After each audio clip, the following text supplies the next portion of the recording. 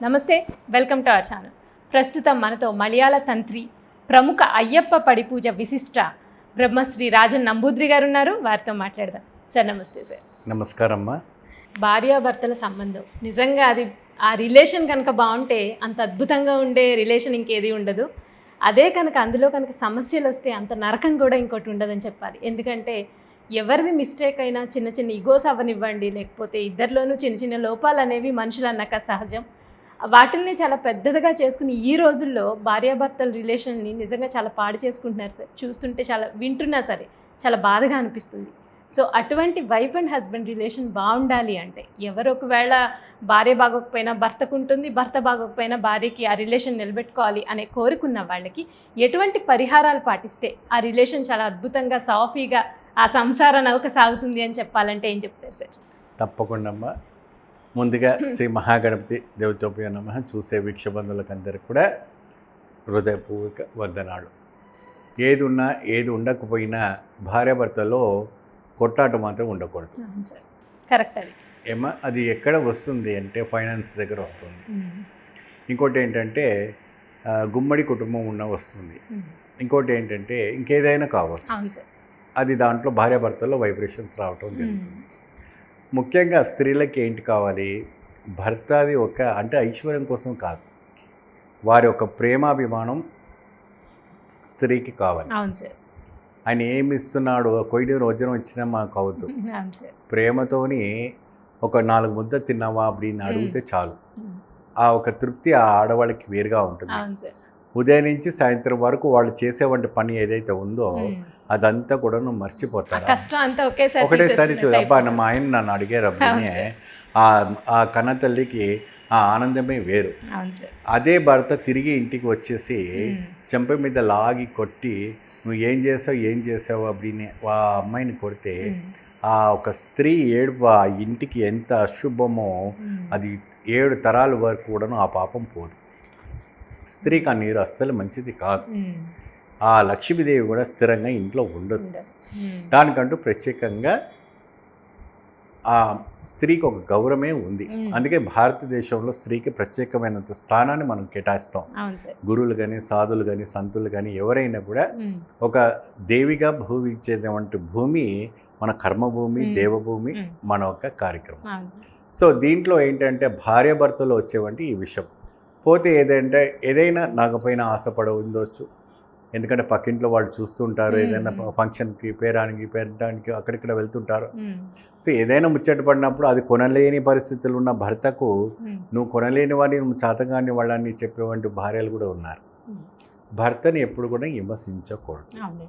భర్త అనేది ప్రత్యక్ష దైవం.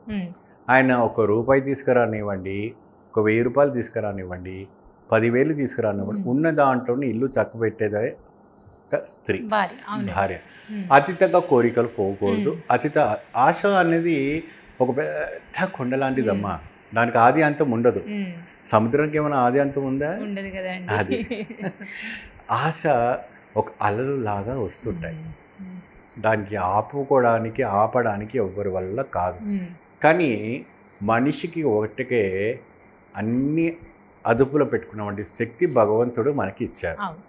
సో భార్యాభర్తల్లో ప్రత్యేకమైనటువంటి ఈ వైబ్రేషన్స్, చెప్పుడు మాటలు విని, అక్కడ అమ్మ నాన్న మాట విని, ఇక్కడ అత్త మామ వాళ్ళ విని, సో మీ అత్త ఇలా చేస్తుంది, మీ అమ్మ ఇలా చేస్తుంది, వాళ్ళకి గొడవలు పెట్టి భార్యాభర్తలు విడిపోయడానికి కూడా ఛాన్సెస్ అయ్యి ఇప్పటి వరకు కోర్టులో ఎన్నో ఫైల్స్ పెండింగ్ పడి ఉన్నాయి డైవర్స్ దాకా. ఇది అవసరమండి?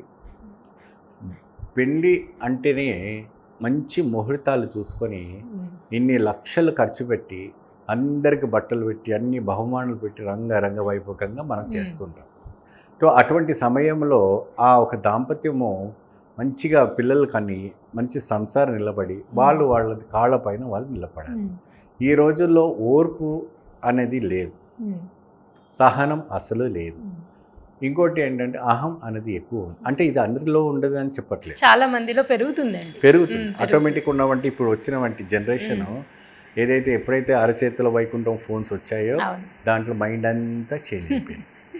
కరెక్ట్ మీరు చెప్పింది. అయితే వీళ్ళలో ప్రత్యేకంగా అన్యోన్యతంగా అన్ని విధానం పెరగాలంటే దేవి లలిత సహస్రనామ రోజు ఉదయం సాయంత్రము చదవడం, లలిత పారాయణం చేయటం, విష్ణు సహస్రనామ చదవడం, లేదంటే ఆ ఒక పారాయణం చేయటం. పారాయణం అంటే